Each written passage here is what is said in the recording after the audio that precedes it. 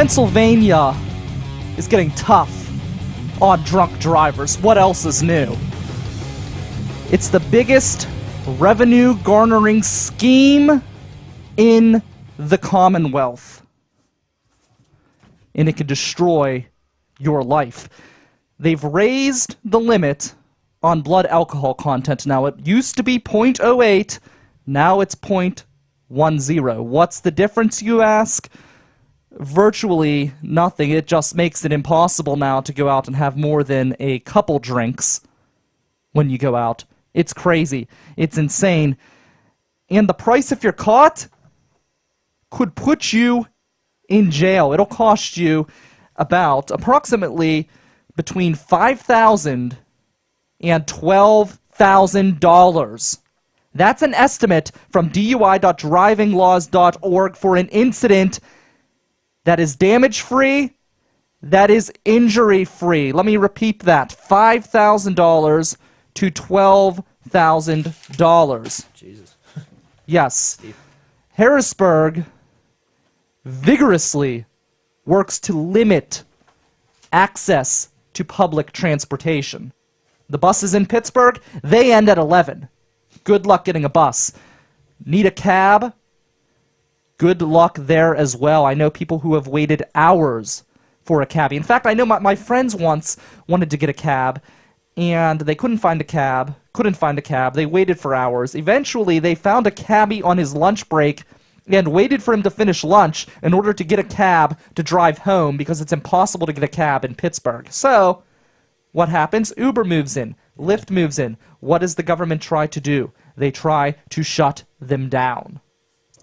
It's impossible to find your way around in this city late at night. Thank God for Uber and Lyft. Otherwise, you would be screwed. So, you have very little options. And then, the local police, on top of all of this, you can't get home, you have to drink and drive because there's no other alternative. You can't get a cab, the buses don't run. I don't think the T even runs that late, but if you don't live in the South Hills, the T doesn't help you anyways. So what do the police try to do?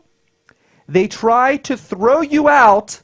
They try to get you to binge drink, gobble down a beer, literally guzzle your beer down. Binge drink. That's the police. They're trying to get you to binge drink as they are shuffling you out of the bar, masquerading as on-duty officers while working as a bouncer under the table. So the police are trying to get you to drink and drive. In fact, they're trying to get you to guzzle your drink so that way you get a quicker buzz, get out on the roads, where now you are a danger to the public because you can't get any public transportation. Can't afford the fees? You go to jail. Drive to work so you can pay the fees that you get, the $5,000 to, what was it again? We have $5,000 to, yes, $12,000. Can't pay that. Go to work to try to pay that off. Guess what? You go to jail again.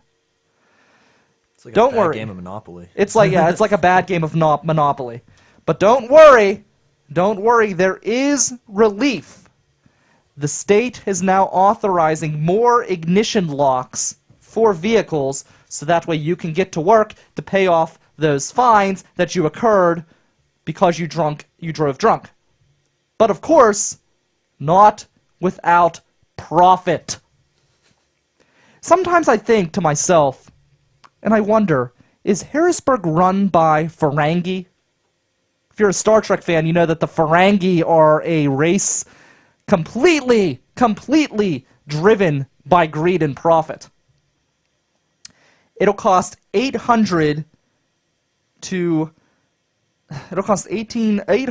$800 to over $1,000, up to several $1,000s for this ignition device.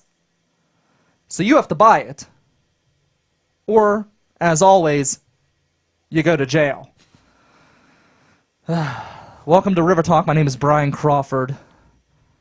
I'm here in Millvale Studios. We changed the studio around a little bit. It probably doesn't look any different to you, but it's kind of a neat feel to me. And we have an interesting show lined up for you today. We have Matt Gaika He's going to be here talking sports. He's going to do our Monday sports review. Matt Geica, you can hear him every Friday morning right here at riversedgepgh.com, powered by NJL WebTech. Look NJL WebTech up for all of your web servicing needs. They're very good, very affordable.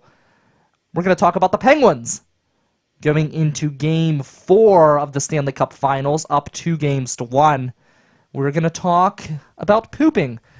And I want you to tweet me at RiverTalkPGH, or you can call the show at 412-407-2PGH. Tell me your most awkward and most interesting pooping moments.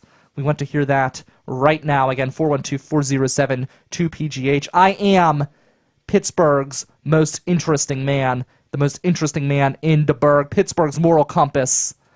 And we're going to talk about Walmart, actually.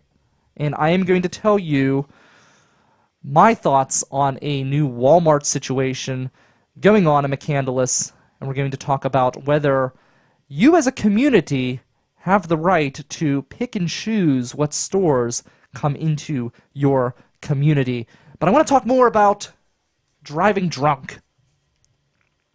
So it'll cost you probably over $1,000 for this device.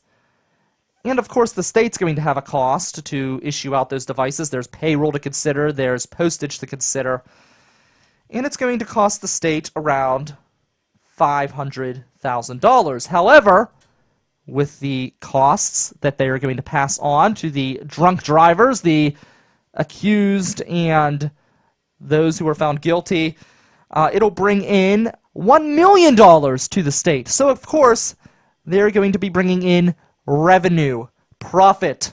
Maybe Harrisburg is governed by the rules of acquisition rather than the Commonwealth's Constitution. You gotta pay for that guy, that house barber, right? The guy who sits around all day and waits for a house member to come in and get their hair cut, because heaven forbid the house members get their hair cut with the hoi polloi, the commoners. The plebeian barbers, you can't have that. Oh, cannot have that. No, not at all. And it's interesting that we're so quick to ruin someone's life for a DUI. And you know what? Driving drunk is a terrible thing. You shouldn't drive drunk. And I'm not advocating driving drunk. In fact, far from it. I think the ignition tests is a good idea to keep people from driving drunk when they have been found guilty of driving drunk through blood tests or sobriety tests or however else they're going to test you, breathalyzer. If you get caught, you get caught. Should it be something that ruins your life, though, for a first offense? My friend got a DUI. It was an interesting situation. He already made it home. He was in his house. He was no longer a danger to anyone on the street. The police pulled him out, gave him a breathalyzer. He got a DUI, and he professes that he believes if it were not for his dad driving him back and forth to work, he would have become a lifelong criminal, because he would have been forced to steal in order to pay for these fines, because he didn't live in the city where you could catch a bus to get to work. So now all of a sudden he's pushed to robbery in order to pay for fines for drunk driving. So then he goes to jail for robbery or not paying the fines or whatever, gets out of jail, can't get a job, so now he goes back into theft again. So you're creating criminals in an attempt to get people to stop drinking and driving. And I'm not saying we should enable them, but why in the hell are the bars open till 2 a.m. if you can't get a bus? It doesn't make any sense. It doesn't make any sense. And of course the governor, we want to crack down on drunk drivers, but the doctors selling opioids, causing the heroin epidemic, the doctors are not being held accountable, and in a push to try to tackle the opioid epidemic, the governor has said that he is going to steer clear of doctors for the time being. Heaven forbid they're held accountable. Other states are holding doctors accountable, and doctors in other states are being reprimanded and facing discipline due to careless opioid prescriptions. And it's working, actually. In Kentucky, who has the most rigorous laws the amount of deaths are going down. That can work. Most people who get addicted to these things, they get addicted through prescriptions to start. But heaven forbid we go after the white-collar doctors when we can just bully the drunks for state revenue. Up next, we're going to talk about more drunks, the drunks who will be at the Penguin game coming up, and the other various sporting venues with Matt Geika of Geik's Got Game Friday mornings and DK on Pittsburgh Sports. He's up next here on The River's Edge.